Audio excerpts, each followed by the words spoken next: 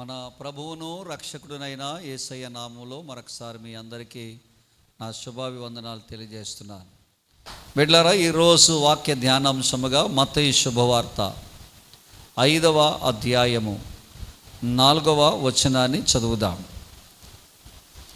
దుఃఖపడువారు ధన్యులు, వారు ఓదార్చబడుదురు. ఈ మాటను గురించి ఈరోజు మనము కొద్ది విషయాలు ధ్యానం చేయబోతున్నాం. బిడ్డలారా, ఈ యొక్క మాట ప్రభువైన అయిన యేసుక్రీస్తు వారు కొండ మీద చేసిన ప్రసంగంలో పలికిన ఆణిముత్యము లాంటి మాట. మత్తయి శుభవార్త 5, 6, 7 అధ్యాయాలు కనుక మనం చూస్తే వీటిని బైబిల్ పండితులు ఏమంటారంటే క్రైస్తవులు ఎలాగూ జీవించాలి, క్రైస్తవులు ఎలాగూ ప్రవర్తించాలి, దానికి సంబంధించిన నీతి శాస్త్రంగా ఈ 3 అధ్యాయాల్ని వారు చెబుతారు. తర్వాత మత్తయి శుభవార్తలో 23, 24, 25 అధ్యాయాలు కనుక మనం చదివితే ఈ బైబిల్ పండితులు ఏమని అంటారంటే, దేవుని బిడ్డలారా, ఇది క్రైస్తవులకు దేవుడిచ్చిన న్యాయశాస్త్రము అంటారు. బైబిల్ గ్రంథంలో పౌలు అనేటువంటి ఒక భక్తుడు ఉన్నాడు. ఆ భక్తుడు 7 సంఘాలకి సంఘము ఎలాగూ ప్రవర్తించాలో కావలసిన నీతి శాస్త్రమును రాస్తే, ప్రకటన గ్రంథములో ప్రభు అయిన యేసుక్రీస్తు వారు సంఘాలు ఎలాగూ ప్రవర్తించాయి, ఏ విధంగా ప్రవర్తించాయో అక్కడ న్యాయశాస్త్రము ప్రభువారు చెప్పినట్లుగా మనము చూస్తూ ఉంటాం. బిడ్డలారా, ఈ ధన్యతల అనేటువంటి కొండ మీద చేసిన ప్రసంగం ప్రపంచంలో ఉన్న అనేక మందికి ఆదర్శప్రాయంగా ఉన్నటువంటి ప్రసంగం. ఈ ప్రసంగం దీన్ని ఇంగ్లీష్లో ఏమంటారంటే బీయాటిట్యూడ్స్ అని అంటారు. ఈ యొక్క కొండ మీద చేయబడిన ప్రసంగం వల్ల అనేక మంది జీవితాలు మార్చబడ్డాయి. అనేక మంది గొప్ప గొప్ప నాయకులు ఈ మాటలను ప్రేరణగా తీసుకొని లేదా స్ఫూర్తిగా తీసుకొని వారి జీవితాల్లో ఎన్నో గొప్ప గొప్ప కార్యాలు, కొంతమంది ఈ యొక్క మాటలను వెంబడించడం ద్వారా వారి కుటుంబాలను వారి జీవితాలను ఎంతో ధన్యకరముగా చేసుకున్నట్లుగా మనము చూస్తూ ఉంటాం. కాబట్టి ఇక్కడ చెప్పబడిన మాట, దుఃఖపడువారు ధన్యులు, వారు ఏం చేయబడతారట.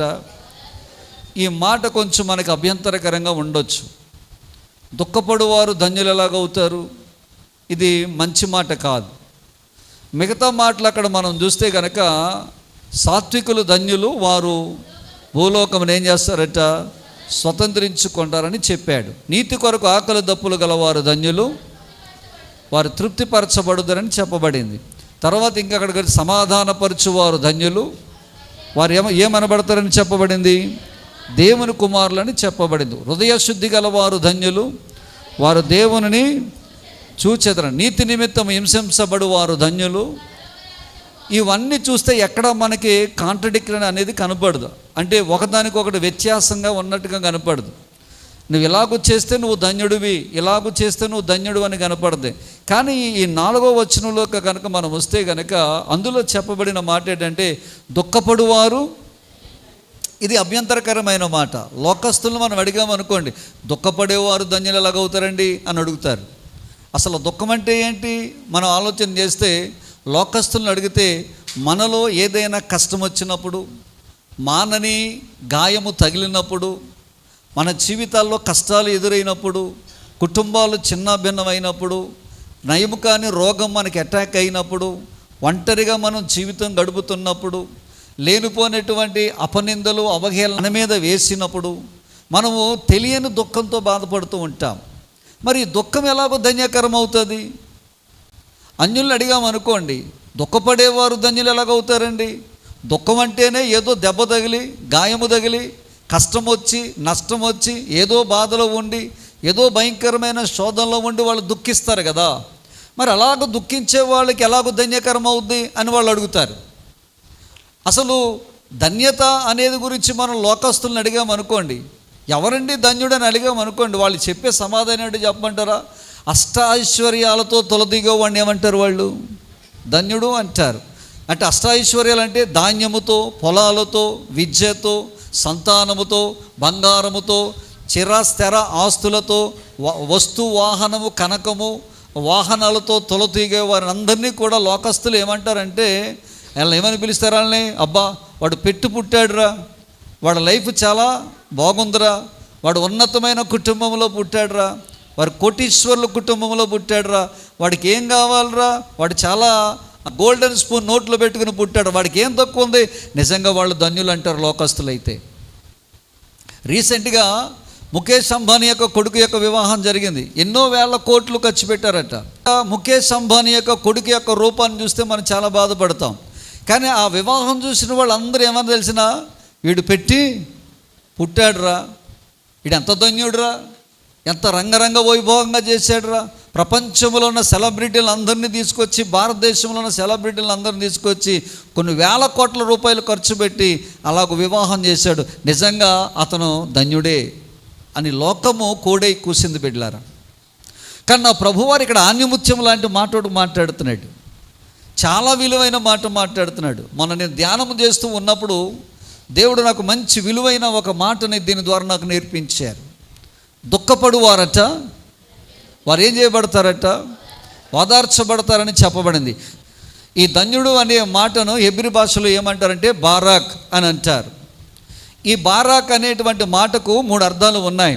ఒకటి ఆశీర్వదించబడిన వారు, చెప్పండి ఎవరండి. రెండవది పుణ్యం చేసుకున్నవాడు, చెప్పండి.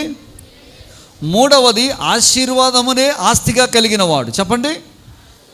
ఆశీర్వాదమునే ఆస్తిగా కలిగిన వాడిని ఏమంటారట, ధన్యుడు అంటారు. ఏమంటారు చెప్పండి. ధన్యుడంటే వాడు.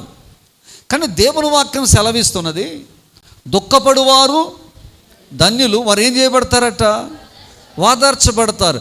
ఈ పైకి కనపడడానికి ఇది వెర్రి మాటలా కనపడవచ్చు. లోక వస్తువులు చూస్తే ధన్యత వేరు.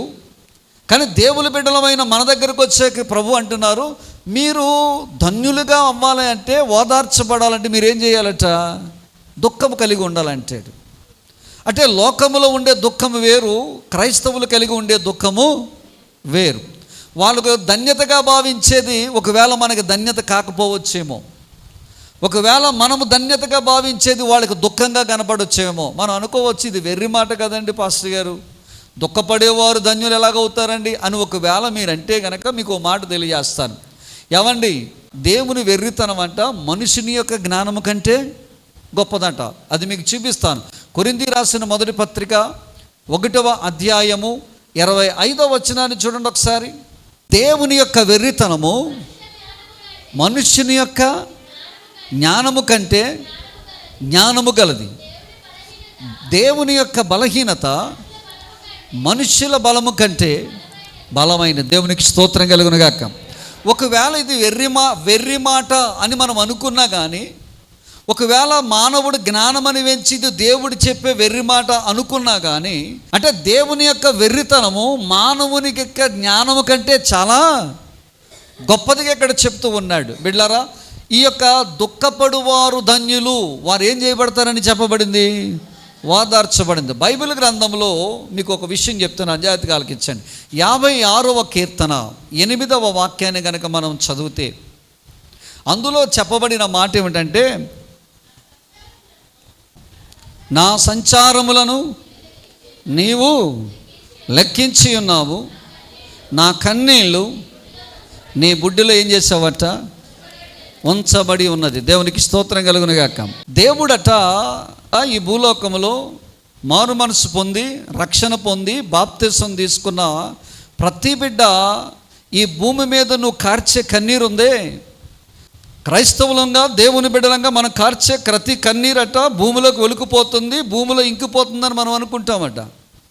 కానీ దేవుని వాక్యం సెలవిస్తుంది, తన బిడ్డలు కార్చే ప్రతి కన్నీటి బొట్టునట దేవుడట బుడ్డిలో తన ఎదుట దాచుకుంటాడట. స్తోత్రం కలుగునుగాక. హల్లెలూయా. అందుకనే దుఃఖం వలన కలిగే కన్నీటిని దేవుడు తన బుడ్డులో దాచుకుని తన ఎదట పెట్టుకుని, పలానా శాంతమ్మ కార్చిన కన్నీరు, పలానా కృపావతి కార్చిన కన్నీరు, పలానా శారమ్మ కార్చిన కన్నీరు, పలానా దానియేలు కార్చిన కన్నీరని నీ బుడ్డి దేవుని ఎదుట ఉన్నప్పుడు, నీ కష్టములో, నీ దుఃఖములో, నీ వేదనలో, నీ సమస్యలో ఉన్నప్పుడట నీ కన్నీరు చూచిన దేవుడు నీకు జవాబు అనుగ్రహిస్తాడట. దేవునికి స్తోత్రం కలుగునుగాక. ఈ లోకంలో మనం చాలా వస్తువులను అపురూపంగా దాచుకుంటామండి. విలువైన వస్తువులు ఎవరు కూడా బయట తీసుకొచ్చి బయట పాడేయరండి. ఒక అరకేజీ బంగారం ఇంట్లో ఉందనుకోండి, ఎందుకు వచ్చిన ఏదో బంగారం అని చెప్పి బయట పారేసి ఒక అర గ్లాసు నీళ్ళు తీసుకొచ్చి చెంబులో పోసుకుని బీరువాలో ఎవరు పెట్టుకోరండి. ప్రతి ఒక్కరూ లోపల అపురూపంగా దాచుకునే ఏంటి చెప్పండి, విలువైన వస్తువులు దాచుకుంటాం. మీలో చాలామంది ఆడవాళ్ళు చీరలు చాలా అపురూపంగా దాచుకుంటారు, చాలామంది వెండిని అపురూపంగా దాస్తారు. పొలాలకు సంబంధించిన స్థలాలకు సంబంధించిన పత్రాలను మనం చాలా జాగ్రత్తగా దాచుకుంటాం. అంటే మానవుడి దృష్టిలో ఏదైతే విలువైందని అంటామో ఆ విలువైన వాటిని అన్నిటిని కూడా మనం ఏం చేస్తామంటే చాలా భద్రంగా లోపల దాచుకుంటాం బిడ్లారా. కొంతమంది అయితే జ్ఞాపకాలను దాచుకుంటారు. అందుకే చూడండి, ఇప్పుడు వరకు కూడా చిన్నప్పటి నుంచి జరిగిన జ్ఞాపకాలు, నీ స్నేహితులతో జరిగిన జ్ఞాపకాలు, నీ ఫ్రెండ్స్తో జరిగిన జ్ఞాపకాలు, అప్పుడప్పుడు నీకు గుర్తొచ్చినప్పుడు ఆ జ్ఞాపకాలను మనం ఏం చేస్తూ ఉంటాం, దాచుకుంటూ ఉంటాం. కొంతమంది ప్రేమ వ్యవహారం నడిపేవాళ్ళు ఇటువైపు నుంచి అటువైపు నుంచి జ్ఞాపకాలు దాచుకుంటూ ఉంటారు. పిచ్చి పిచ్చి వాళ్ళు అందరూ గోల్డ్ దాచుకునేవాళ్ళు కొంతమంది, డబ్బాలు దాచుకునేవాడు కొంతమంది, వాళ్ళు వాడి పాడేసిన కోక్ టిన్నులు దాచుకునేవాళ్ళు కొంతమంది, తల వెంట్రుకలు దాచుకునేవాళ్ళు కొంతమంది, ఉత్తరాలు దాచుకునేవాళ్ళు కొంతమంది. ఎవడు పిచ్చి వాడికి అదో జ్ఞాపకం. ఆ జ్ఞాపకాలు వాళ్ళు దాచుకుంటారు, భద్రంగా దాచుకుంటారు. కానీ ఈ లోకంలో నువ్వు ఎన్ని జ్ఞాపకాలు దాచుకుంటావేమో, విలువైన పత్రాలు దాచుకుంటావేమో, నీ మధుర స్మృతులను జ్ఞాపకాలుగా దాచుకుంటావేమో, కానీ నా ప్రభువు అట నువ్వు కార్చే ప్రతి కన్నీటి బొట్టును తన ముందు దాచుకుంటాడట. బిడ్లారా స్తోత్రం కలుగునుగాక. నువ్వు కార్చే ప్రతి కన్నీటి బొట్టును దేవుడు ఏం చేస్తాడట, దాచుకుంటాడట. అందుకనే వాక్యము చెప్పబడింది, దుఃఖపడువారు ధన్యులు వారు. దేవునికి స్తోత్రం చెప్పండి ఒకసారి, హల్లెలూయా. బిడ్లారా, ఈ ఉదయకాల సమయంలో దుఃఖపడుట వల్ల కలిగే కొన్ని ఆశీర్వాదాలు త్వరగా నేను మీకు చెప్పాలని ఆశపడుతూ ఉన్నాను. చాలామంది క్రైస్తవులు అంటేనే ఏడ్చేవారని అంటారు. ఏమే బాబు బయట అంతా బాగానే ఉంటావు, లోపలికి వెళ్ళానంటే చాలు ఏదో ఎవడో పోయినట్టుగా నెత్తి మీద ముసుగు వేసుకుని పొలోమని ఏడుస్తూ ఉంటావు. అసలు మీకు ఏమవుతుందో లోపలికి వెళ్ళిన తర్వాత అని చాలామంది మనల్ని ఎటకారం చేస్తూ ఉంటారు. క్రైస్తవులు అంటేనే ఏడుపు కొట్టేవాళ్ళు ఏడుపు చేసి ప్రార్థన చేస్తారంటారు, కానీ ఇందులో ఉన్న ఆశీర్వాదం వాళ్ళకి తెలియదు. బిడ్డలారా, మొట్టమొదటి ఆశీర్వాదాన్ని మనం చూద్దాం. ప్రసంగి గ్రంథము 7వ అధ్యాయము 2-3 వచనాలను చదువుదాం. విందు జరుగుచున్న ఇంటికి పోవుట కంటే ప్రలాపించు వారి ఇంటికి పోవుట మేలు. ఎలయనగా మరణము అందరికీ వచ్చును గనుక బ్రతుకువారు దానిని మనస్సున పెట్టుదురు. నవ్వుట కంటే, ఏనమాట, నవ్వుట కంటే దుఃఖపడుట మేలు. ఎలయనగా ఖిన్నమైన ముఖము హృదయం ఏం చేస్తుందట, చెప్పండి మరొకసారి. మొట్టమొదటిగా అది ఏంటంటే బిడ్డలారా, మొదటి యొక్క ఆశీర్వాదం ఏంటంటే ఖిన్నమైన ముఖము హృదయం ఏం చేస్తుందట, గుణపరుచును. చెప్పండి, మళ్ళీ చెప్పండి. ఖిన్నమైన ముఖము హృదయమును గుణపరుచును. చూడండి, పెద్దోళ్ళు అంటారు కదా, ముఖం చూసి మనం ఎలాగున్నామో పెద్దోళ్ళు ఏం చేస్తారు, చెప్పేస్తూ ఉంటారు. Face is the index of the mind అంటారు. అంటే మనం ఎలాగ ఉన్నామో, ఏ మూడ్లో ఉన్నామో, మన పరిస్థితి ఎలాగుందో కొంతమంది మన ముఖాన్ని చూసి వాళ్ళు ఏం చేస్తారు, ఈజీగా చెప్పేస్తూ ఉంటారు. ఇక్కడ ఈ ప్రసంగి గ్రంథకర్త అంటాడు, ఎవరైతే దుఃఖముఖము కలిగి ఉంటారో, ఈ దుఃఖముఖము కలిగి ఉన్న వారినట వాళ్ళ హృదయమును దేవుడు ఏం చేస్తాడట, గుణపరుస్తాడట. అంటే సమాధానం ఇస్తాడు, రక్షణ ఇస్తాడు, నెమ్మదిస్తాడు. గుణపరచడం అంటే ఏంటండి, లోపల ఉన్న ప్రతి బాధను దేవుడు తీరుస్తాడు. భిన్నమైన ముఖము హృదయమును ఏం చేస్తుందట, గుణపరుచుననే మాట మీకు అర్థం కావాలంటే 2వ వచనం చదవండి.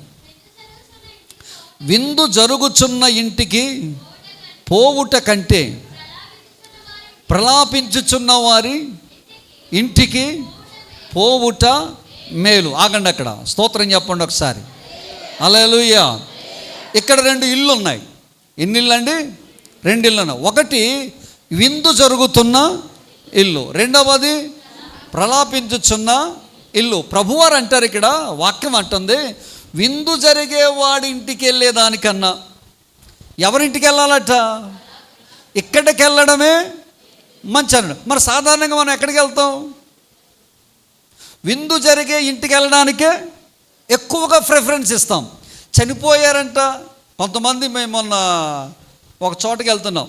పోసిరావు గారు వాళ్ళ అమ్మగారు మరణించారు. నాన్నగారు మరణించిన 8 నెలలకో 9 నెలలకో మరలా వాళ్ళ అమ్మగారు మరణించారు. గాయం వెనకాల గాయం అయిన బిడ్డలు తట్టుకుని దేవి వాళ్ళు చాలా చక్కగా కార్యక్రమాన్ని చేశారని నేను విన్నాను.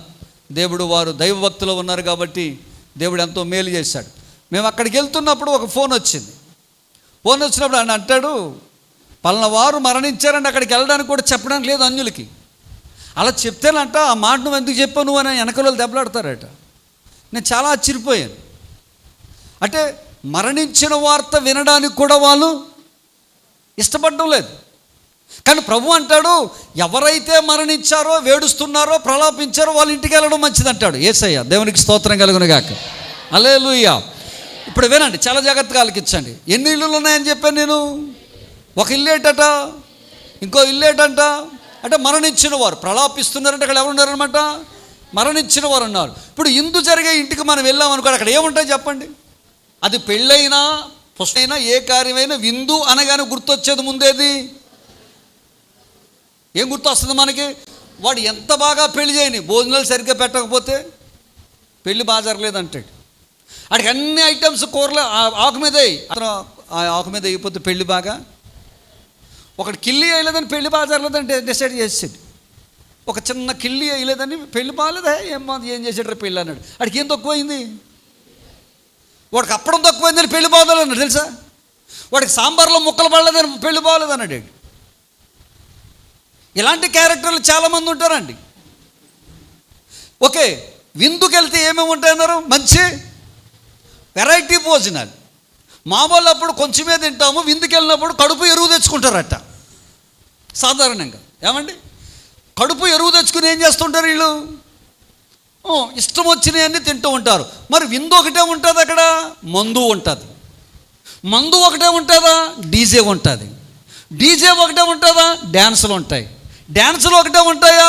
నానా రకాలైనటువంటి మలినమైన కార్యాలన్నీ ఎక్కడ జరుగుతుంటాయి. ఇప్పుడు అది నువ్వు చూసావనుకోండి, నీ హృదయానికి ఏమనిపిస్తుంది? సంతోషం ఎక్కువైపోయింది. ఎందులో సంతోషం ఎక్కువైపోయింది? లోకంలో సంతోషం ఎక్కువైపోయింది. ఇలా చెప్పినట్టు మీకు బాధ కలుగుద్ది. కానీ మనం అందరూ లోకాన్ని ఆశించే వాళ్ళమే తప్ప దేవుణ్ణి ఆశించే వాళ్ళు తక్కువ ఉన్నారండి. ఎందుకెళ్ళావు? అక్కడ జరిగే అన్నీ చూస్తావు. నీ మనసు కూడా చెయ్యాలని ఆశ కలుగుద్ది. నీ మనసు కూడా చెయ్యాలని ఆశ ఎప్పుడైతే కలిగిందో, నీకు తోటివాడు ఎవడైనా దొరికితే కనుక, అన్నయ్య నీవు క్రైస్తవుడివే, నేను క్రైస్తవుడు అనయ్య, మరి ఇటు ఎలాగ వచ్చిన తర్వాత వాళ్ళ ఇంటోళ్ళని బాధ పెట్టకూడదు అనయ్య, ఏదైతే ఏమైంది చిన్న ప్రార్థన చేసుకుని ముందాకేద్దామని ఇద్దరు కలిసి ముందాకేస్తారు.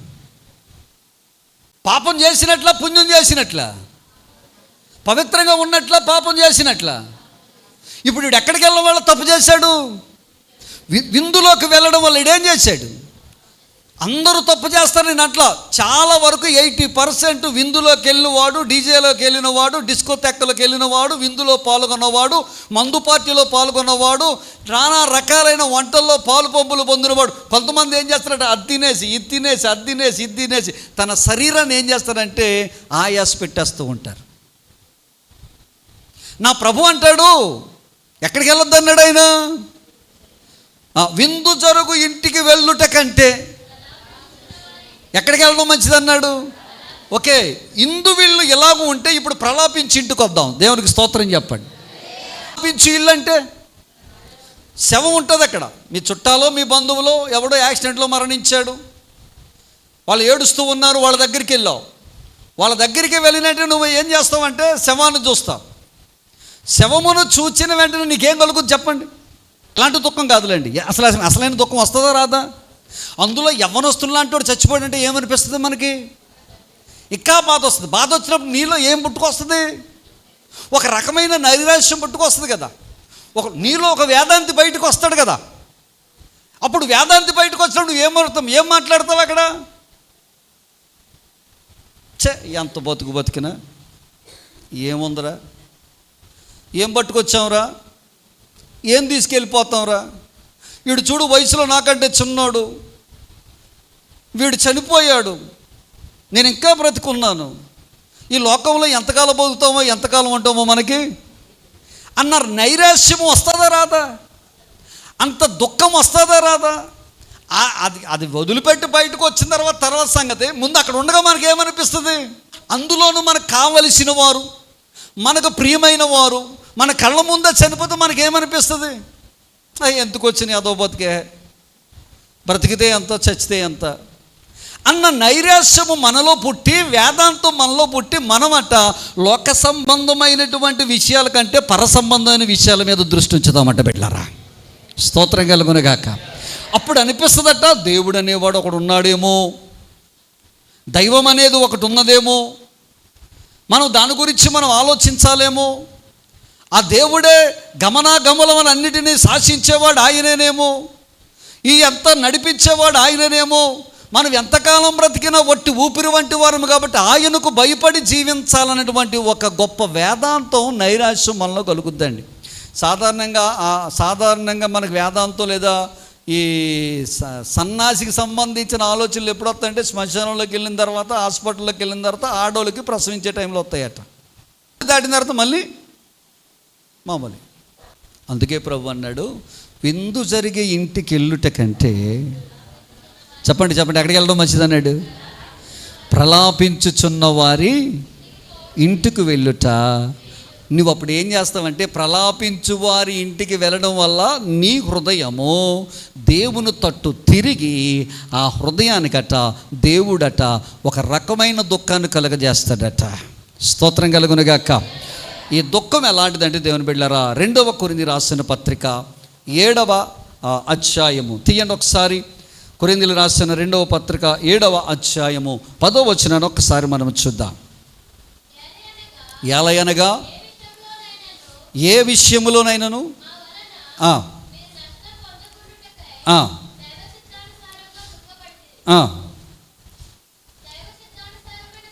ఇది అసలైంది. దైవ చిత్తానుసారమైన దుఃఖము రక్షణార్థమైన మారు మనసును, దేవునికి స్తోత్రం కలుగునుగాక.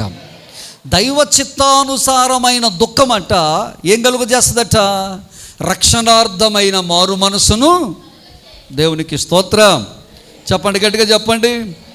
ఇది మీకు అర్థం కావాలంటే బైబిల్ గ్రంథంలో నుంచి ఒక ఉదాహరణ చెప్తాను. లూకా శుభవార్త 7వ అధ్యాయంలో అతను పరిసయ్యుడు, కుష్ఠవ్యాధి కలిగిన వ్యక్తి. అతను ఏమై చేయబడ్డాడంటే స్వస్థపరచబడ్డాడు. స్వస్థపరచబడిన తర్వాత జరిగిన సంగతి ఏంటంటే, అతను ఒక విందు ఏర్పాటు చేశాడు. ఏం ఏర్పాటు చేశాడు? విందు ఏర్పాటు చేశాడు. ఆ విందుకి యేసు ప్రభుతో పాటు అనేక మంది శిష్యులను, వారి చుట్టాలని, బంధువులందరినీ పిలిచాడు. నేను ఇందాక చెప్పాను కదా, విందు అంటే కనుక అనేక రకాలైన పదార్థాలు, అనేక రకమైన భోజన పదార్థాలు, అనేకమైన వంటలు, అనేక రకాలైన వెరైటీసు ఆ విందులో ఉంటాయి. వచ్చిన వారందరూ కూడా దేని మీద పడ్డారంటే విందు మీద పడ్డారు. ఎందు మీద పడ్డారు చెప్పండి? విందు మీద పడ్డారు. అన్న, నీకు పీతల వేపుడు దొరికిందా? చికెన్ కబాబ్ దొరికిందా? లేకపోతే నీకు అది దొరికిందా, ఇది దొరికిందా, మటన్ కర్రీ దొరికిందా, మరి పీతల ఫ్రై దొరికిందా అని ఒకరు మాట్లాడుకున్నారు. వీళ్ళందరూ దేన్ని ఎంజాయ్ చేస్తున్నారంటే విందుని ఎంజాయ్ చేస్తున్నారు. వీళ్ళందరూ దేంట్లో బిజీగా ఉన్నారంటే విందును తినటంలో బిజీగా ఉన్నారు.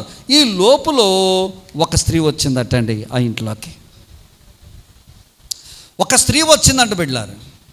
ఆమె విందు వైపుకు వెళ్ళలేదట, అక్కడున్న ఐటమ్స్ జోలికి పోలేదట. మరి ఆమె ఎక్కడికి వచ్చింది? సరాసరి యేసు దగ్గరికి వచ్చిందట. ఆమె యేసు దగ్గరకు వచ్చి చేసిన పని ఏంటి? ఆమె కన్నీళ్లు విడుచుచు యేసయ్య పాదాలు కడిగిందట.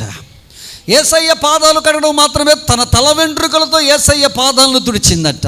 తల వెంట్రుకలతో తొడడం మాత్రమే కాదు, అత్తరు పూసిందట.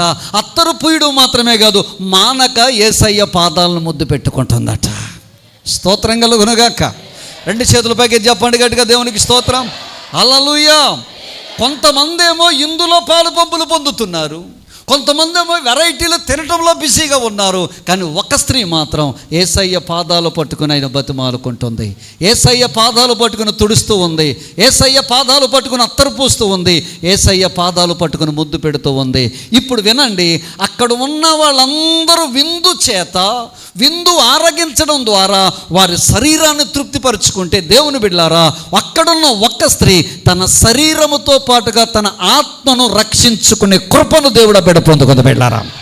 హల్లెలూయా, హల్లెలూయా.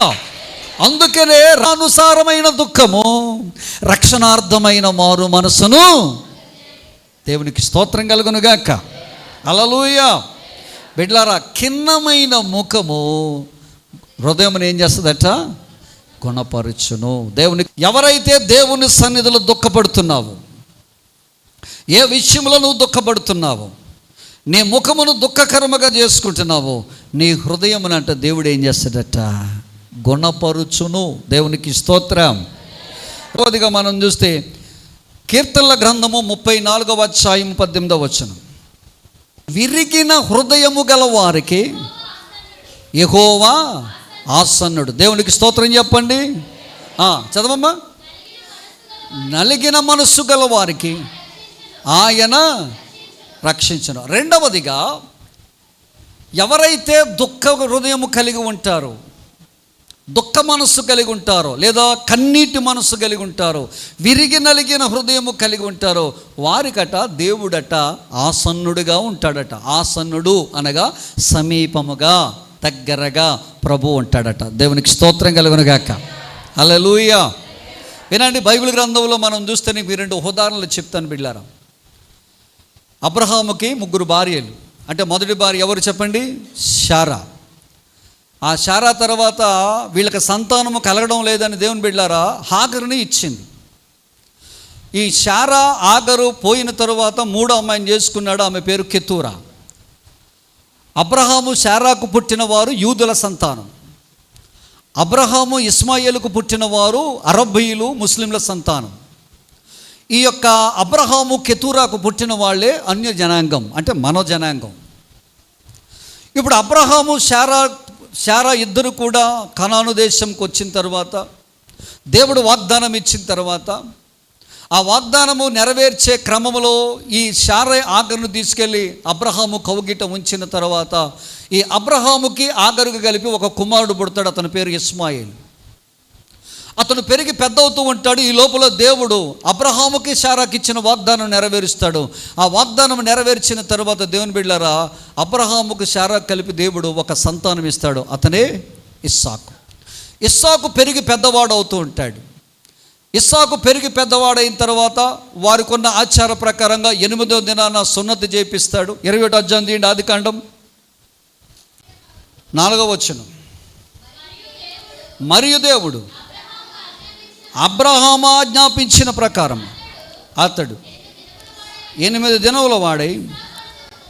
దినముల వాడైన ఇస్సాకు అను తన కుమారునికి సున్నతి చేశాను. వినండి, 8వ వచనంలోకి వస్తే కనుక ఆ పిల్లవాడు పెరిగేమయ్యాడట?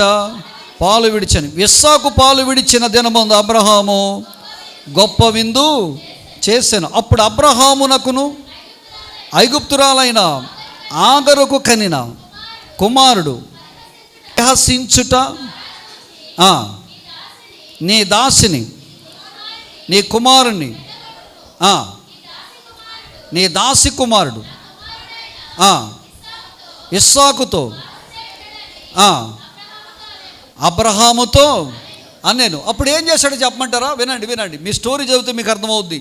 అందులో చదివితే కనుక 21 వరకు చదివితే కనుక అక్కడ మీకు అర్థమవుతుంది. దేవుని బిడ్డలారా, అక్కడ జరిగిన సంగతి ఏంటంటే, ఈ యొక్క అబ్రహాం ఏం చేశాడంటే హాగరును తన కుమారుడైన ఇస్మాయిలును కొంత ఆహారము నీళ్ళు ఇచ్చి అతన్ని ఏం చేస్తాడంటే అరణ్యంలోకి పంపించేస్తాడు. దక్షిణ వైపు ఉన్న బెయేర్షెబాకు ఆ ప్రాంతానికి పంపించేస్తాడు. ప్రాంతానికి పంపించిన తర్వాత వీళ్ళు నడుచుకుంటూ అడారి మార్గంలో వెళ్ళుచుండగా తెచ్చుకున్న నీళ్ళు అయిపోతాయి. తెచ్చుకున్న నీళ్ళు అయిపోయిన తర్వాత తాగడానికి నీళ్ళు లేవు. దాహంతో చాలా దాహం వేస్తుంది. వాళ్ళు నడుస్తున్నది ఎడారండి. ఎటు చూసినా మనకేం కనబడదు, ఇసుక తప్ప ఏమీ కనపడదు. అక్కడ తుప్పలు తప్ప, రాళ్ళు తప్ప, ఇసుక తప్ప ఏమీ కనపడదు.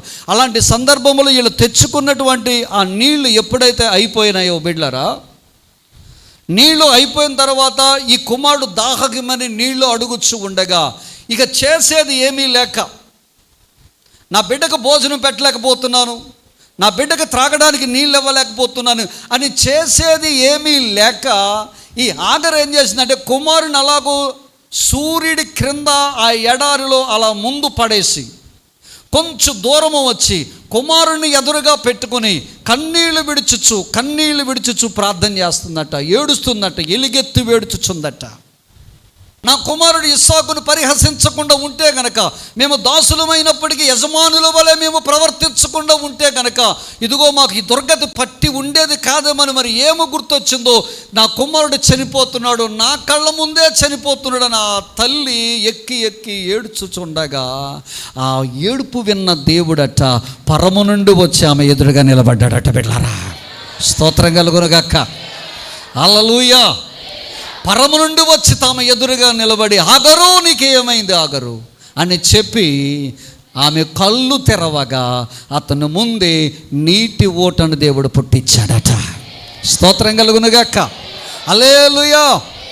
దేవుని బిడ్డలారా, ఎవరైతే దుఃఖపడతారో, ఎవరైతే కన్నీళ్లు విడుస్తారో, ఎవరైతే విరిగిన మనస్సు కలిగి ఉంటారో వారికట నా ప్రభువు అట ఆసన్నుడిగా ఉంటాడట, దగ్గరగా ఉంటాడు. బిడ్డలారా, అంటే నేను 10 రోజులు దేవుడిలో చాలా ఎంజాయ్ చేశాను. బయట కోట్ల రూపాయల ఆస్తి కన్నా ఈ 10 రోజులు నా దేవుడితో ఎంజాయ్ చేసింది చాలా సంతోషంగా ఉంది నాకు. ఎన్నో సత్యాలు, ఎన్నో వాక్యాలు నేర్చుకుని, ఎంతో బలపడి నిజంగా నాకు చాలా ఆనందం అనిపించింది. మరలా యవ్వన ప్రాయంలో ఉన్నప్పుడు చేసిన ఉపవాసాలు మళ్ళీ ఈ వయసులో చేయడానికి దేవుడు కృపనిచ్చాడంటే నిజంగా నేను చాలా సంతోషించాను. హల్లెలూయా. రోజులు మేడగది మీద ఉండి ప్రభువులో ప్రార్థన చేశాను. ఆ 1 గంట ఇక్కడికి వచ్చి కూర్చుని మళ్ళీ ఇంటికి వెళ్ళి మళ్ళీ ప్రార్థన చేసుకునేవాడు. ఎంత ధన్యత అండి. నేను అనుకుంటాను, మనం కార్చే ప్రతి కన్నీటి బొట్టు దేవుడు ఏంటాడు. స్తోత్రం కలుగునుగాక. తన ముందు దాచుకుంటాడు. బిడ్డలారా, స్తోత్రం కలుగునుగాక. దుఃఖపడే వారి ఎదుటిగా వచ్చి ఆయన నిలబడతాడట. ఆయన ఆసన్నుడట. దేవునికి స్తోత్రం కలుగునుగాక. బైబిల్ గ్రంథంలో ఇంకొక దాన్ని చెప్తాను. యాకోబు గురించి తెలుసు కదా మనకి. యాకోబు గురించి 32వ అధ్యాయం ఆదికాండంలో మనం చూస్తే బిడ్డలారా, యాకోబు మామ దగ్గర నుంచి తిరిగి వస్తూ ఆయన యబ్బోకు దగ్గరకు వచ్చేసరికి యబ్బోకు రేవు దాటించి అందరినీ పంపించేస్తాడు. యబ్బోకు రేవు దాటి అందరినీ పంపించేసిన తర్వాత బిడ్డలారా, యాకోబు ఒక్కడే మిగిలిపోతాడు. యాకోబు ఒక్కడే మిగిలిపోతే యాకోబుకున్నటువంటి బాధ ఏంటో చెప్పమంటారా? మరణ భయం. వెనక్కి వెళ్తే మామగారు రానివ్వడు. మామగారికి యాకోబుకి అక్కడ ఒక సరిహద్దు వాళ్ళు నియమించుకున్నారు. రాళ్ల కుప్ప వేసుకున్నారు. ఆ రాళ్ల కుప్ప దాటి యాకోబు దాటి మామ దగ్గరికి వెళ్ళకూడదు. మామ ఆ రాళ్ల కుప్ప దాటి యువతల వైపు రాకూడదు. వాళ్ళిద్దరికి అక్కడ సరిహద్దు ఏర్పాటు చేసుకున్నారు. ముందుకెళ్దామంటే మరణ భయంతో ఉన్నాడు. అన్న చంపేస్తాడేమన్న భయం. ఎందుకంటే జాస్తప్తాకును మోసం చేసి పట్టుకెళ్ళిపోయాడని అప్పటి నుంచి అన్న యాకోబు మీద పగబట్టి ఉన్నాడు. యాషావు చంపేస్తాడేమన్న భయం. ఇప్పుడు అందరినీ పంపించేశాడు. యాకోబు ఒక్కడే ఆ రేవు దగ్గర మిగిలిపోయాడు. మిగిలిపోయిన తర్వాత దేవుని వాక్యం సెలవిస్తుంది. దేవుని బిడ్డలారా, యాకోబట రాత్రంతా ఎవరితో పెనిగిలాడాడట? ఏడుస్తూ దేవుని సన్నిధిలో ఏడుస్తూ ప్రార్థన చేశాడట. గట్టిగా స్తోత్రం చెప్పండి ఒకసారి. యేసయ్యకి గట్టిగా ఒకసారి స్తోత్రం చెప్పండి. ఎవరు ప్రార్థన చేశారట? చెప్పండి, ఎవరు చేశారటండి? మిమ్మల్ని ప్రశ్న అడుగుతాను. లోకస్తులు ఏమంటారంటే ఏడ్చే మగాన్ని నవ్వే ఆడదాన్ని. మళ్ళీ చెప్పండి. ఏడ్చే మగాన్ని నవ్వే ఆడదాన్ని ఏం చేయకూడదట? నమ్మకూడదంట. కానీ ఇక్కడ యాకోబు ఏం చేశాడు? ఏడ్చాడు. అంటే బిడ్డలారా, ఒక మాట చెప్తాడు. ఏ మగాడైనా భార్య దగ్గర ఏడిస్తే నమ్మకూడదు. ఏ మగాడైనా ఎక్కడైనా ఏడిస్తే నమ్మకూడదు. ఏ మగాడైనా ఏ స్థితిలో అయినా ఏడిస్తే నమ్మకూడదు. పలానా పరిస్థితుల్లో నమ్మితే ఏడకూడదు. ఎక్కడ ఏడిస్తే అతను మగసిరి గలవాడే ఉంటాడంటే, నా దేవుని పాదాల దగ్గర ఏడ్చిన ప్రతి మగాడు మగసిరి గలవాడే. స్తోత్రం కలుగునుగాక. హల్లెలూయా. చెప్తాను, జాగ్రత్తగా ఇచ్చండి. యాకోబు రాత్రంతా చేసిన ప్రార్థన ఏంటంట? హోషేయ గ్రంథము 12వ అధ్యాయము 3-4 వచనాలు చూద్దాం. తల్లి గర్భమందు యాకోబు తన సహోదరుని మడిమ పట్టుకొనెను. మగసిరి గలవాడై అతడు దేవునితో పోరాడెను, అతడు దూతతో పోరాడెను, జయముందెను. అతను కన్నీరు విడిచి అతడు బతిమాలెను. బేతేలులో అతనికి ప్రత్యక్షమాయను. దేవునికి స్తోత్రం చెప్పండి ఒకసారి. హల్లెలూయా. గట్టిగా చెప్పండి దేవుని బిడ్డలారా, హల్లెలూయా. ఇప్పుడు రాత్రంతా యాకోబు ఏం చేశాడట? దేవునితో ఏం చేశాడట? పెనుగులాడాడట, పోరాడాడు. దేవుని మీద ఏం పొందాడట? జయం పొందాడు. దేవుని బిడ్డలారా, అక్కడికి వచ్చిన దేవదూత బైబిల్ పండితులు చెప్పే మాట ఏంటంటే 100కి 100 పాట్లు మనం ఆరాధించే మన ప్రభు అయిన యేసుక్రీస్తు వారు. యాకోబు పెనుగులాడింది ప్రభు అయిన యేసుక్రీస్తు వారితో బైబిల్ పండితులు చెప్తారు. ఇప్పుడు రాత్రంతా ఎవరితో పెనుగులాడాడట? ఎవరితో పోరాడాడట? దేవదూతతో పోరాడాడట. వినండి, దేవదూతతో ఎవరైనా పోరాడి గెలవగలరా? దేవదూతలు ఏమైనా బలహీనులా?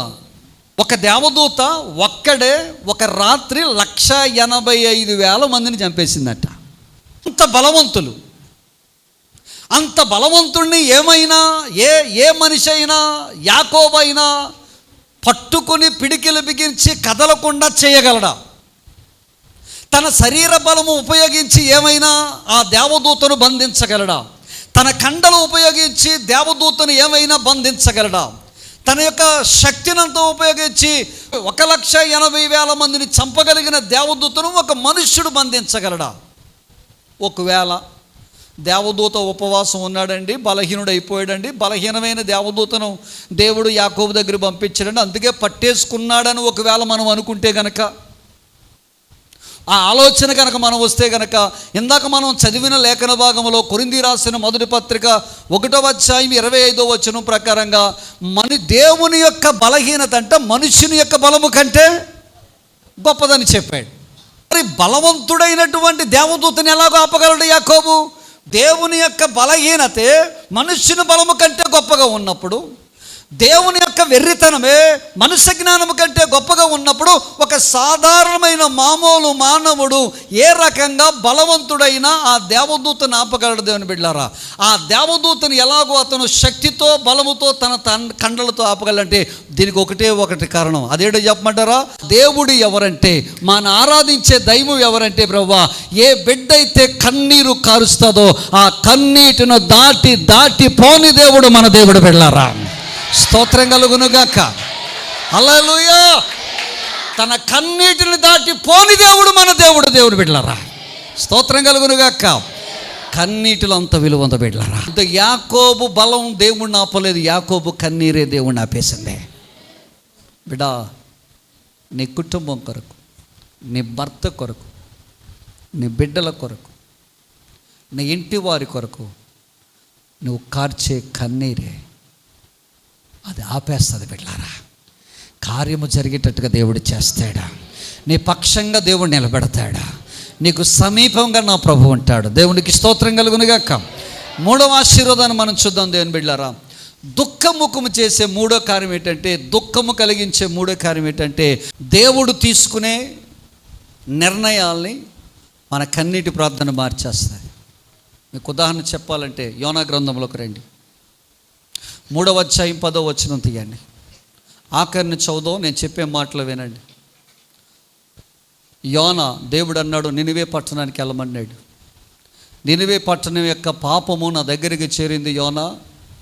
వారు చాలా దుర్మార్గంగా ప్రవర్తిస్తున్నారు.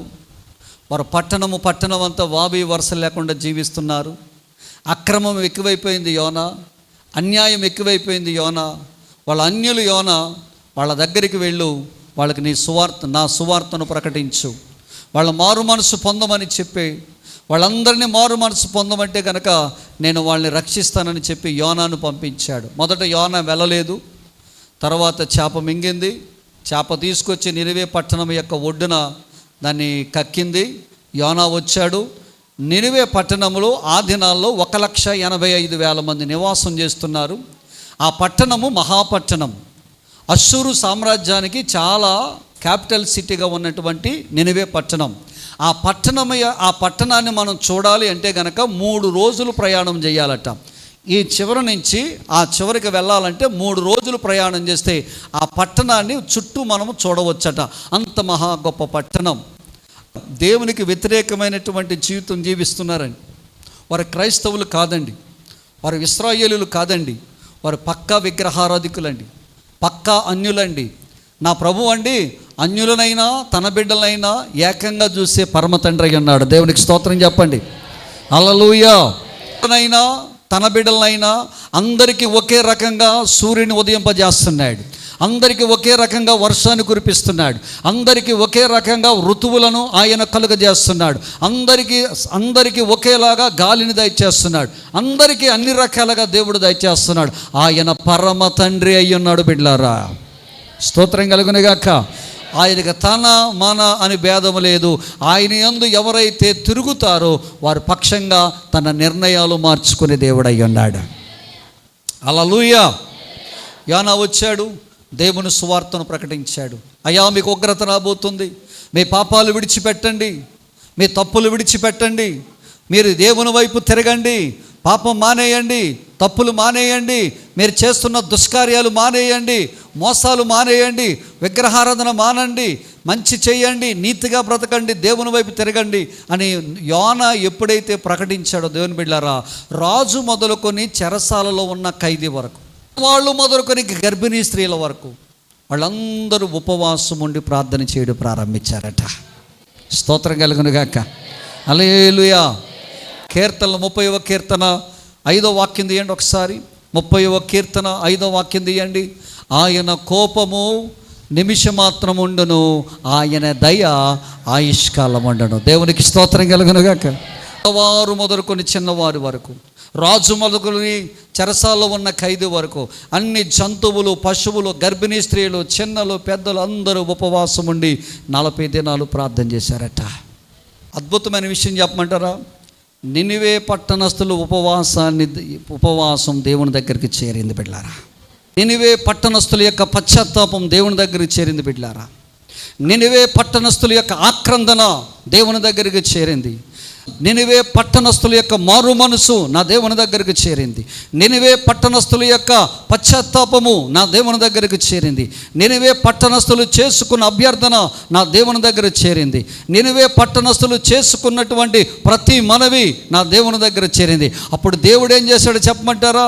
అయ్యా, జలప్రలయం నోవాహు కాలంలో ఎంత చెప్పినా వినలని వారి పట్ల దేవుడి నిర్ణయం మార్చుకోలేదు.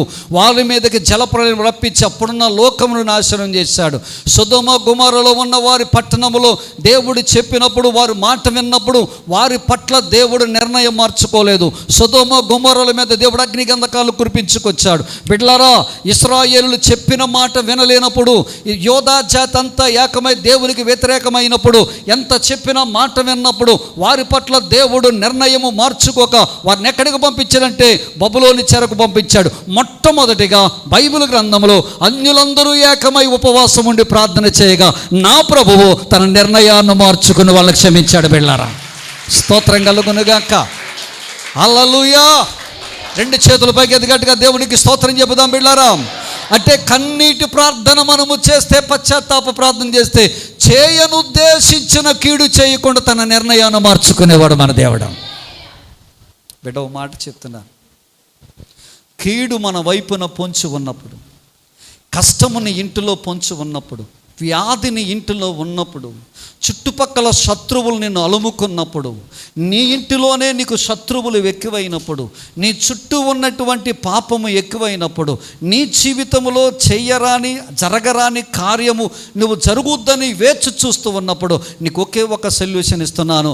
దేవుని ఉగ్రత, దేవుని శాపము నీ మీద కుమ్మరించకుండా ఉండి తన నిర్ణయము మార్చుకొని కీడు నుంచి మేలుకి, శాపము నుండి ఆశీర్వాదానికి, లేకపోతే కరువు నుండి సమృద్ధిలోనికి, లేదంటే ఏడుపు నుంచి సంతోషంలోకి నిన్ను మార్చాలంటే కన్నీటి ప్రార్థన ఒకటే ధన్యనం. నీ పట్ల నా దేవుడు తన నిర్ణయాన్ని మార్చుకుంటాడా? స్తోత్రం కలుగును పట్ల, నీ బిడ్డల పట్ల తన నిర్ణయాన్ని మార్చుకుంటాడు. నీ పట్ల తన నిర్ణయాన్ని మార్చుకుంటాడు. నీ కుటుంబం పట్ల దేవుడు నిర్ణయాన్ని మార్చుకుంటాడు. అందుకని దుఃఖించు వారికి నా దేవుడు ఎలాగుంటాడట? ఆసన్నుడిగా ఉంటాడు. దుఃఖించు వారి పట్ల దేవుడట తన నిర్ణయాలు ఏం చేస్తాడట? మార్చుకుంటాడు. 4వదిగా జకర్యా గ్రంథము 10:11 యెహోవా దుఃఖ సముద్రమును దాటి సముద్ర తరంగములను అణచివేయదు, నైలు నది యొక్క లోతైన స్థలములలో ఆయన ఎండ చేయను. దేవునికి స్తోత్రం కలుగునుగాక. స్తోత్రం చెప్పండి. దేన్ని దాటింపజేస్తాడట ఆయన? దుఃఖ సముద్రమును దాటి, అంటే దాటింపజేస్తాడు. మీరు ఎప్పుడైనా విన్నారండి దుఃఖ సముద్రం ఎక్కడ ఉందండి? అరేబియా సముద్రం ఉంది, పసిఫిక్ మహాసముద్రం ఉంది, ఇంకేమున్నాయండి? మధ్యధరా సముద్రం ఉంది. చదువుకున్న పిల్లలు చెప్పాలి, ఇంకెక్కడ ఉందండి? అంటార్కిటికా సముద్రం ఉంది, ఇంకేమున్నాయండి? హిందూ మహాసముద్రం ఉంది, మృత సముద్రం ఉంది, ఎర్ర సముద్రం ఉంది. కానీ ఏముందంట? దుఃఖ సముద్రం అంటండి. దేవుడు అంటాడు, ఈ దుఃఖ సముద్రాన్ని దాటించి నిన్ను పరలోకాన్ని తీసుకెళ్ళే బాధ్యత నాదంటున్నాడు ఆయన. స్తోత్రం కలుగునుగాక. హల్లెలూయా. ఇప్పుడు ఏ ఇల్లు కదిపించినా, ఏ ఇల్లు కదిలించినా, ఏ కుటుంబాన్ని కదిలించినా, ఏ తల్లిని కదిలించినా, ఏ అయ్యను కదిలించినా, ఏ బాబుని కదిలించినా వాడు అంటాడు, నా గుండె దుఃఖ సముద్రం అయిపోయింది పాస్టర్ గారు అంటారు. మా కుటుంబం కోసం ఏం చెప్పమంటారు? మా కుటుంబమే సమస్యలు దుఃఖం అండి. కన్నీరు కార్చి కార్చి ఏమైపోయిందండి? మా కుటుంబము సముద్రమైంది అయిపోయింది అంటారు. అంటే లోకములో మనం నివాసం చేస్తున్నాం కాబట్టి, ఈ లోకములో ఉంటుండగా మనకి అన్నీ ఎదురయ్యే ఏంటంటే చెప్పమంటారు బిడ్డలారా? దుఃఖాలే, ఏడుపే, కష్టమే, నష్టమే, బాధే. నువ్వెంత మంచిగా ఉన్నా ఎవడో ఒకడు వచ్చి ఏడిపిస్తూ ఉంటాడు. నువ్వెంత మంచిదానమైన ఎవడో ఒకడు వచ్చి ఏడిపిస్తూ ఉంటాడు. అప్పుడప్పుడు మీకు వాట్సాప్కి ఒక కార్టూన్ వస్తూ ఉంటుంది. భార్యాభర్తలు ఇద్దరు కలిసి ఒక గాడిదని తీసుకెళ్తున్నారట. ఇద్దరు గాడిదని తీసుకెళ్తూ ఉంటుంటే దేవుని బిడ్డలారా, ఇద్దరు గాడిద ఎక్కారట. గాడిద ఎక్కితే వెళ్తూ ఉన్నారట. గాడిద ఎక్కి వెళుతూ ఉంటాడుగా పక్కన పోయేవాళ్ళు అన్నారంటే, వీళ్ళకి ఎంత బుద్ధి లేదురా, మనుషులు చూస్తే దున్నపోతుల్లాగా ఉన్నారు, చిన్న గాడిద పేదల మీద ఎక్కేం చేశారు వీళ్ళు, వెళ్తున్నారు, చిచ్చి వీళ్ళ మనుషులే అన్నారట. వీళ్ళు ఏం చేశారంటే, ఆ గాడి దిగిపోయాడు. గాడి దిగిపోయిన తర్వాత కొంత దూరం వెళ్ళిన తర్వాత భార్యను ఎక్కించాడట. భార్యను ఎక్కించి తీసుకెళ్తున్నాడు. నేను నడలేకపోతున్నానండి, నా కాళ్ళు ఆగేస్తున్నాయండి అంటే భార్యను పాపం గాడిద ఎక్కించి తీసుకెళ్తున్నాడు. కొంత దూరం వెళ్ళిన తర్వాత వాళ్ళందరూ అన్నారట, అదే ఆడదే భర్తనేమో నడిపించి భార్య ఏమో గాడిదలాగా దున్నపోతులాగా పిప్పర బస్తలాగా గాడి మీద కూర్చుంటుందా పాపం అని చెప్పి దాన్ని అన్నారట. అవ్వా, నేను గాడిద ఎక్కడం వల్ల నన్ను అన్నారని చెప్పి ఆవిడ ఏం చేసిందట? గాడి దిగిపోయి ఎవరిని ఎక్కించిందట? భర్తను ఎక్కించి కొంత దూరం వెళ్ళేసరికి ఆ ఎదురుగా వచ్చన్నారట. ఓరి ఎదవా, కట్టుకున్న భార్య నిర్దాక్షిణ్యంగా పాపం గర్భవతిలాగా ఉందనుకుంటా, పొట్ట ఎక్కువగా ఉంది, దాన్ని నడిపించేస్తున్నాడు. వీడు సిగ్గు లేకుండా మగాడు అయ్యిండు, నడవకుండా దాన్ని ఎక్కించాడని చెప్తే ఇప్పుడు ఆడేం చేశాడు? ఆడు దిగిపోయాడు. కొంచెం దూరం ఎందుకు వచ్చిన ఎదబోదు, నువ్వు ఎక్కొద్దు నేను ఎక్కొద్దు అని చెప్పి గాడిదని ఏం చేస్తున్నారు వాళ్ళు?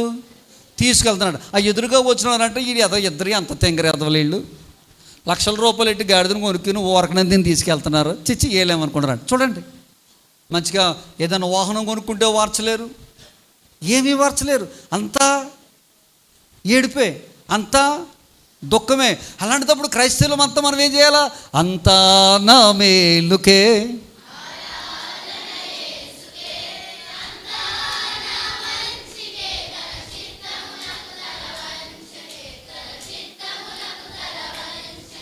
ఎవరనగలరంటే ఈ మాట? ఎవరైతే దేవుని దగ్గర కన్నీటితో ప్రార్థన చేస్తారో, ఏది జరిగినా వాళ్ళన్నారండి అయ్యగారండి, వీళ్ళన్నారండి అయ్యగారండి అని చెప్పి నీకు నువ్వు బాధపడిపోయి, కొంతమంది ఎంత గొప్ప వాళ్ళు ఉంటారో వాళ్ళ కళ్ళే అనేసుకుంటారు.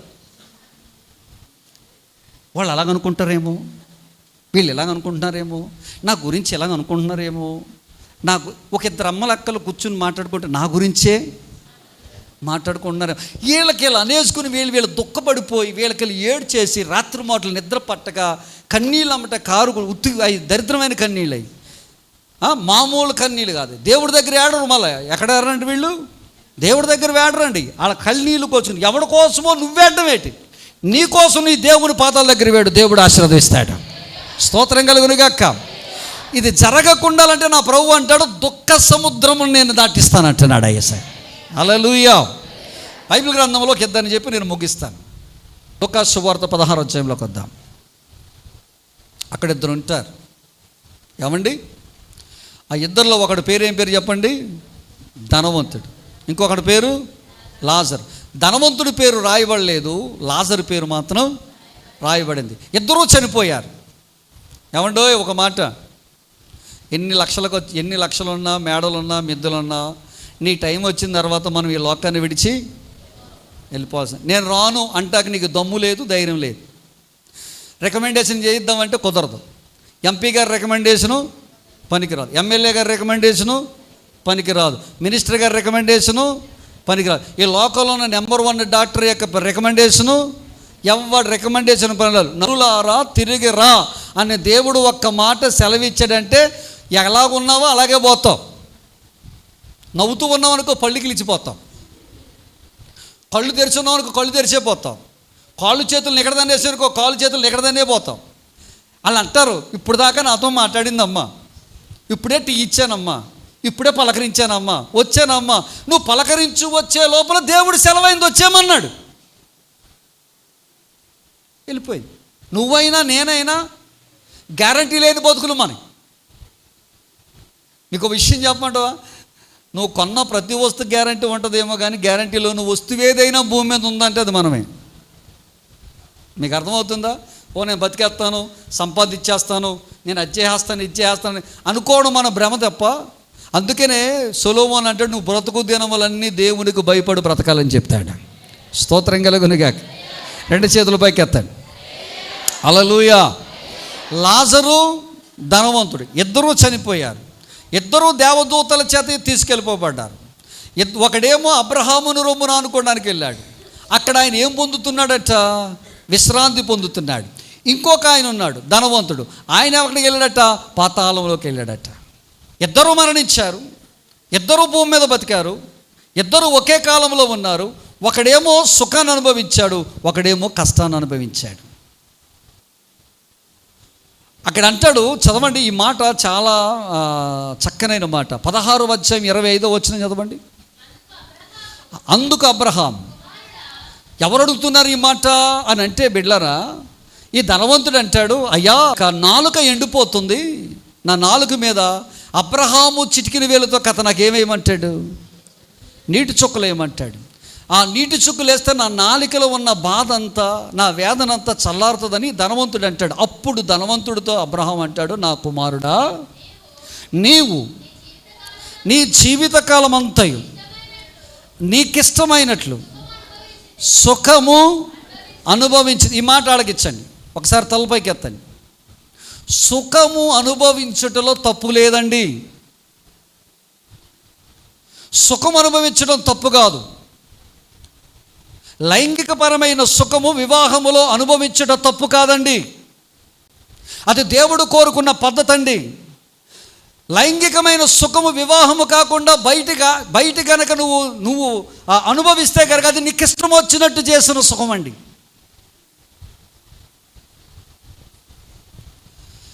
దేవుని సన్నిధిలో దేవుడికి నచ్చినట్లుగా సుఖం అనుభవించటం వేరు, నీకు నచ్చినట్లుగా సుఖం అనుభవించటం వేరండి.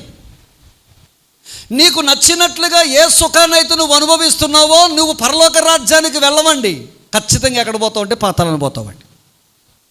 అబ్రహాము ఈ ధనవంతుడు ఇదే మాట చెప్తాడండి, నువ్వు భూమి మీద నువ్వు సుఖము అనుభవించడంలో తప్పేమి లేదు ధనవంతుడా, కానీ నువ్వు సుఖాన్ని ఎలాగ అనుభవించావంటే నీకిష్టం వచ్చినట్లుగా అనుభవించావు. దేవుడు పద్ధతిలో నువ్వు సుఖాన్ని అనుభవించాలా, దేవుడు నిర్దేశించిన మార్గములో నువ్వు సుఖాన్ని అనుభవించాలా, నీ ఇష్టానుసారంగా సుఖమును అనుభవించావు కాబట్టి ఇదిగో ఇక్కడికి వచ్చావు అంటాడు. లాజరు అయితే భూమి మీద ఏం పడ్డాడట, తనకిష్టం వచ్చినట్టు సుఖమును అనుభవించక దేవునికి నచ్చిన విధిలో బ్రతకడానికి సుఖము కన్నా కష్టమే ఎక్కువ అనుభవించాడు లాజరు. బిడ్డ, కష్టపడుతున్నావేమో, యథార్థంగా నీతిగా బతుకుతున్న నీవు కష్టపడుతున్నావేమో, నిందలు పడుతున్నావేమో, అవమానపరుస్తున్నారేమో, ఇది చాలా నీతిమంతురాలు రా అని అందరి ముందు నేను అవహేళన చేస్తున్నారేమో, ఇటు చాలా నీతిమంతుడురా చాలా చక్కగా నడుస్తున్నా చాలామంది నేను ఎగతాళి చేస్తున్నారేమో. భయపడక నీ యథార్థత, నీ నీతి, నీ కష్టాన్ని దుఃఖ సముద్రము దాటించిన తర్వాత పరలోకంలో దేవుడు నీ పక్షంగా నిలబెడతాడా. స్తోత్రం కలుగునుగాక. హల్లెలూయా. ఈ అబ్రహాం అంటాడు, ధనవంతుడు తనకి ఇష్టం వచ్చినట్టుగా సుఖాన్ని అనుభవించాడు. లాజరు అయితే తనకిష్టం వచ్చినట్లుగా సుఖాన్ని అనుభవించడం ఇష్టము లేక ఏమనుభవించాడట. ఆఖరుగా మీకు తెలుసా, ఇశ్రాయేలుకి 7 పండుగలు ఉన్నాయి. మొదటి పండుగ చెప్పండి, పస్కా పండుగ చెప్పండి. ఎన్ని పండుగలు ఉన్నాయి ఇశ్రాయేల్కి? 7 పండుగలు ఉన్నాయి. మొదటి పండుగ పస్కా పండుగ, రెండవది పులియని రొట్టెల పండుగ, మూడవ పండుగ ప్రథమ ఫలముల పండుగ, నాలుగవది పెంతుకోస్తు పండుగ, ఐదవది శృంగధనుల పండుగ, ఆరవది ప్రాయశ్చిత్తార్థ పండుగ, ఏడవది గుడారాల పండుగ లేదా పర్ణశాలల పండుగ. ఈ 7 పండుగల్లో దేవుని బిడ్డలారా 6వ పండుగ ఇశ్రాయేలు అందరికీ చాలా ప్రాముఖ్యమైనది. ఎంత ప్రాముఖ్యమైనదో చెప్పమంటారా? ఆ 6వ పండగ పేరు ప్రాయశ్చిత్తార్థ పండుగ. ఈ పండగ రోజున వీళ్ళందరూ ఏం చేస్తారో చెప్పమంటారా? ఇశ్రాయేలు సమాజం అంతా 7వ నెలలో 9వ తారీఖున సాయంత్రం నుండి 10వ తారీఖు సాయంత్రం వరకు ఒక రోజంతా వీళ్ళు ఏం చేస్తారంటే వారి దేశములో ప్రతి కుటుంబము, ప్రతి వ్యక్తి వారు చేసిన పాపముల నిమిత్తమై ఒక చోట చేరి ప్రాయశ్చిత్తార్థ పండుగ అంటే వారి పాపములు కన్నీరు కార్చుచు విడుచుచు దేవుని దగ్గర ప్రార్థన చేస్తారట. వారి పాపములు ఒప్పుకుని దేవుని దగ్గర ప్రార్థన చేస్తారట. ఆ పాపములు ఒప్పుకుని ఎప్పుడైతే వారు ప్రార్థన చేసి బలిని అర్పిస్తారో దేవుడట వాళ్ళ పాపములన్నిటినీ పరిహరిస్తాడట. గల కారణం వారు కార్చే కన్నీరు. అందుకే దేవుని వాక్యం సెలవిస్తుంది, దుఃఖపడువారు, చెప్పాలందరూ చెప్పాలండి గట్టిగా, దుఃఖపడువారు ధన్యులు, వారు ఓదార్చబడదురా. ఎవరైతే దేవుని దగ్గర దుఃఖపడతారో ఖిన్నమైన ముఖము హృదయమును ఏం చేస్తుందట? గుణపరచును. ఎవరైతే దుఃఖ హృదయము కలిగి ఉంటారో దేవుడు వారికి ఆసన్నుడిగా ఉంటాడు. ఎవరైతే దుఃఖ హృదయము కలిగి ఉంటారో దేవుడు చేయనుద్దేశించిన కీడు చేయక తన నిర్ణయాన్ని మార్చుకుంటాడు. ఎవరైతే దుఃఖ హృదయము కలిగి ఉంటారో ఇహలోకమును దాటించి పరలోకాన్ని దేవుడు మనకు అనుగ్రహిస్తాడు. అట్టి కృప ప్రభు మనందరికీ దయచేయనుగాక. లేచి నిలబడి